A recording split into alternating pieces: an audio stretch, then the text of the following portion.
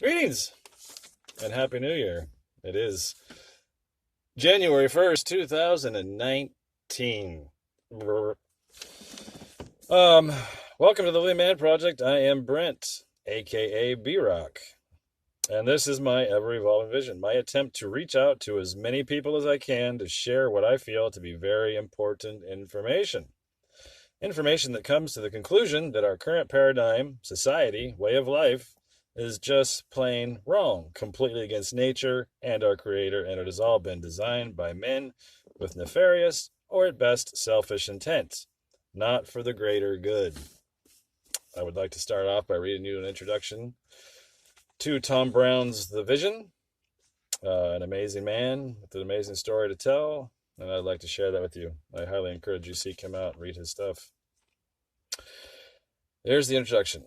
There is a world beyond that of our everyday physical, mental, and emotional experiences. It is a world beyond the five senses and different than the realm of the imagination. It is the world of the unseen and eternal, the world of spirit and vision. It is a dimension of life that very few people of today seek or perhaps care to know. Existence, for the most part, has become a rather two-dimensional affair. Events deemed important unfold only within physical and intellectually logical parameters, leaving little or no room for belief in the spiritual. The demands of modern life, fulfilling obligations, making money, getting ahead, often mean that there's little time to slow down long enough to take a good, long look at life and its motivating forces, to contemplate one's current path or foreseeable destiny. Spirituality for many is merely something that happens for a few hours a week, once a week, only to be forgotten in the intervening rush of life. And for large numbers of other people, there simply is no spiritual dimension. They're an accidental creation, evolved from a monkey spinning on a flying rock, hurtling through an endless universe. For them, life happens only on a small, rather dull plane of physical existence. There's that word. It's always a plane, isn't it? Spiritual, physical, mental. It amazes me that so many people rarely ask themselves if there is more to life than 8 to 5, television, games, and nightclubs. Okay, I'm going to stop there, but I'm going to refer to this book further down the road if this road does continue. I am just one guy, and this is just my kind of desperate attempt to do something, to make some sort of a difference. My intent basically is to return living to nature as much as I can, to use and create essential commodities using natural resources and recycled materials. I do not have any materialistic desires. I live as simply as possible. I know that my health is my wealth. I know that I'm happy when I decide I'm happy. My happiness is not under the control of materialism, the dangling carrot that is capitalism, capitalizing on your inability to think outside the box. It's bullshit. The richest people I've known have been some of the most miserable people you can imagine, caught in their lust for material and greed. See Mr. Burns, see the Rothschilds. Aren't they lovely looking individuals?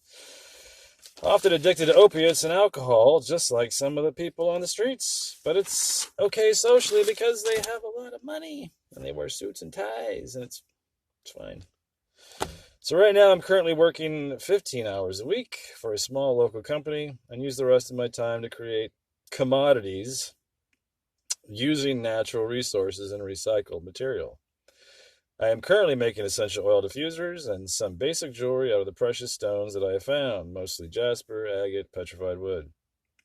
I have also just introduced my Zen rock gardens that can also be home for your diffuser or succulents. I have also made jewelry with some of the recycled copper and cat trees and dog houses of all recycled material. I would love to create a small commodity or community that supports itself with this business model. There's untapped possibilities of what can be made, what can be upcycled, recycled.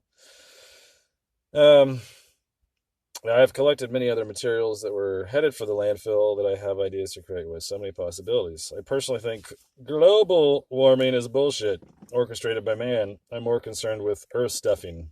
Have you seen that Idiocracy? Come on, man. So one of the things that I'm going to talk a lot about is our spoken language that we use to communicate with each other. The letters and words, or swords, turn words around, and it's swords. And what do we use swords for? We hurt, and we can hurt with words, can't we? It's all about the intent. We're the only living species on Earth that have been given a man-made system of communication with a correlating numerical system, either numerology or gematria. Every other living species has a built-in form of communicating within its species, and in some cases outside of its species. So let's look at the word communication. Origin, Latin, communicare, to share, common, divide out, impart, inform, join, unite, to make common. The definition, the imparting or exchanging of information or news, the successful conveying or sharing ideas and feelings. Reminds me of the song Lack of Communication by Rat. Used to listen to that before my football games in high school. Too many problems the world can't solve. Too many people, no one wants to be involved. Lack of communication, lack of. The communication breakdown by Zeppelin. The root of almost every problem under the sun is a failure to communicate.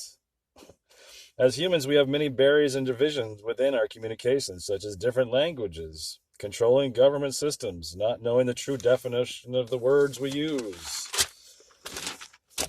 that limit information. Think about that word. Does that word just go right over your head? Information, what comes in, forms your actions.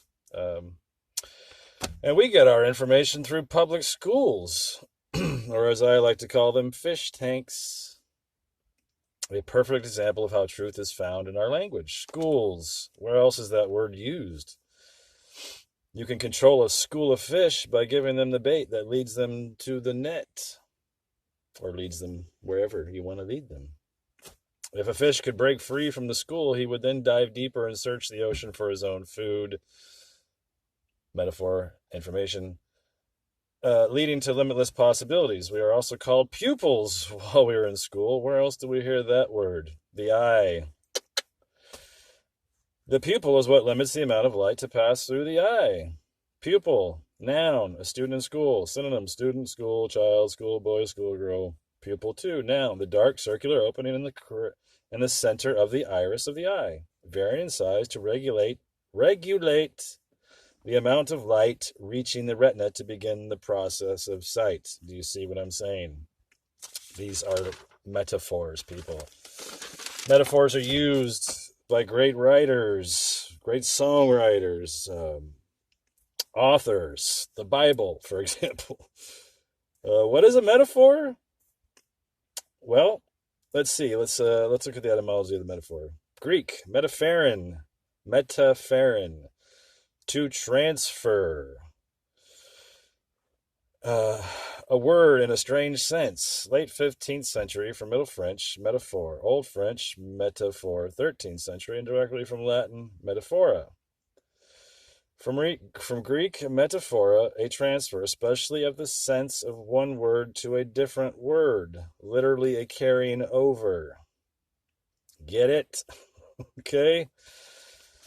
The prefix of metaphor, meta, from the Greek meta, meaning after or beyond. Used in English to indicate a concept which is an abstraction behind another concept, used to complete or add to the latter. We have metamorphosis, for example, a change in the form and often habits of an animal during normal development. Maggot to a fly, for example. Or, as science would have you believe, monkey to man. Oh, let's see. Let's look at some famous quotes, metaphors. All the world's a stage, and all the men and women merely players.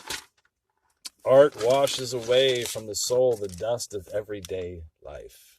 See, all our words are but crumbs that fall down from the feast of the mind. Khalil Gibran. America has tossed its cap over the wall of space.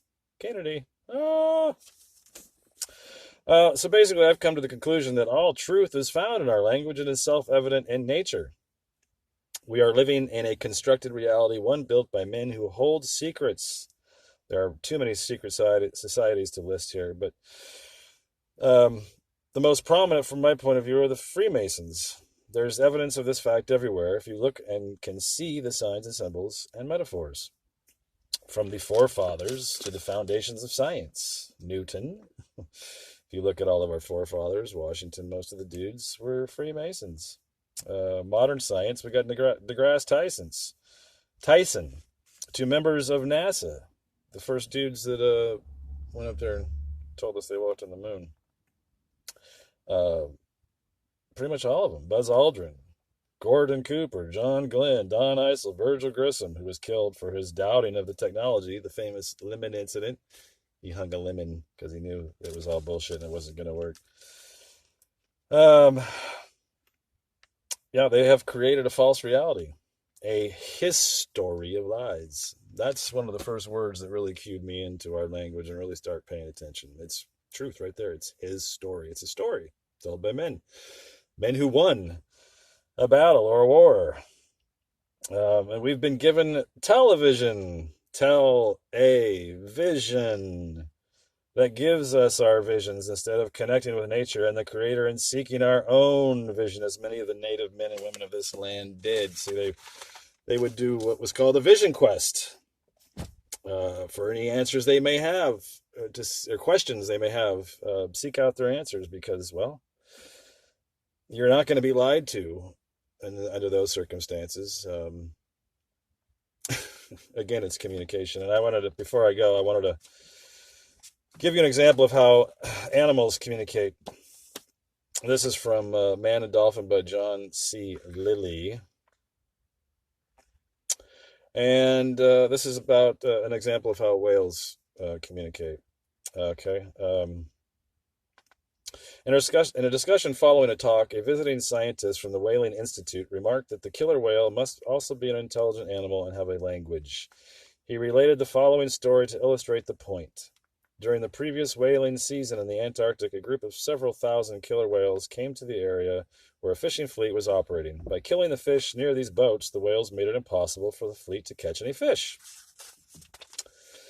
So the fishing fleet radioed the whaling fleet for help. The whaling fleet sent over several Scheider boats. One of these fired a single shot from a harpoon gun.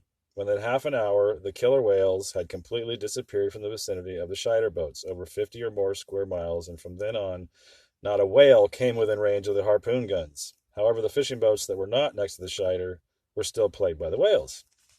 The remarkable part of the story is that both of the fishing boats and the Scheider boats were converted World War II corvettes. Their silhouettes and power plants were quite similar, the only distinctive difference being the harpoon guns on the bows of the Scheider boats.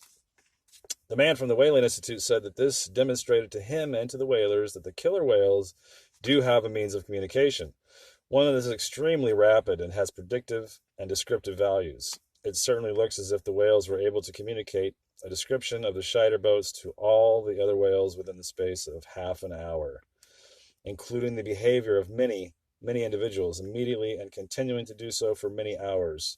Such transmission of complex information has always been thought to be possible only among humans. Obviously, this behavior differs from that of a school of fish, which suddenly changes direction and takes up a new one by some unknown means of communication. The killer whale mob sent out a fundamental description of a dangerous object, a harpoon gun. We can imagine the minimum amount of information that must have been transmitted and place it in a sharp contrast with the kind of information a school of fish might send out. Let us visualize the conditions of this imaginary whale conversation as follows. Possibly the dying killer whale was able to shout of the danger to his fellows of the immediate neighborhood. At least they were probably witnesses, either visual or acoustic, to the catastrophe. Let us say that they were witnesses and that they then passed on the word to the other animals in the following way, freely and imaginatively translated. There's a thing sticking out on the front of some of these boats that can shoot a sharp thing that can go into our bodies and explode.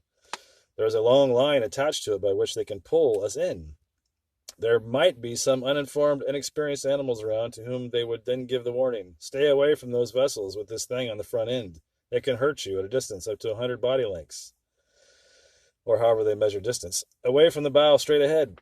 Immediately, all animals would watch the bows of all vessels involved and could still do their killing in the immediate neighborhood of those boats and lack the perturbance. Now, let us contrast this conversation with that of the school of fish. To put it in human terms, one fish, the leader, might shout, "Right turn," and all turn right. Within a half a second or less, the command is given and the action executed. The behavior of the killer whales is very different. Obviously, the fish. I don't think that we can see man is we're limited by science, physical science. We can only see and measure so much. But we're told otherwise through, again, in our fish tanks. So this is, I'm sorry for my own organization, but I just wanted to get this started. It's something I've been thinking a lot about, and I'm going to continue. I'm going to, again, hammer on our words, the swords that we use. Like I said, I think all truth is found there and is self-evident. Information, and there's a lot of information out there.